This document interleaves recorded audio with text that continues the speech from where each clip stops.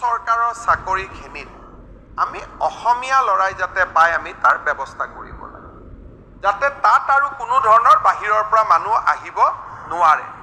সেইকাৰণে আমি এটা ডমিচাইল ৰুল, এটা ডমিচাইল পলিচি এটা আমি বনাই আছোঁ, আৰু এই বছৰৰ ভিতৰতে আমি ডমিচাইল পলিচি এটা অসমত আমি প্ৰকাশ কৰিম, যাতে নন ডমিচাইলে 10% চাকৰিত এপ্লাই কৰিব পাৰে। হাইকোৰ্টৰ জাজমেণ্ট আছে যে আমি চাকৰিত ৰেষ্ট্ৰিকশ্যন আনিব নোৱাৰোঁ, কিন্তু বিধানসভাত আইন পাছ কৰি আমি এটা ৰেষ্ট্ৰিকশ্যন আনিব খুজিছোঁ যে 90% of the job only domicile can apply, 10% job আমি খোলা ৰাখিম, বাহিৰৰ পৰা নহয়, তাতো PRC লাগিব, কিন্তু domicile is a must regard and PRC।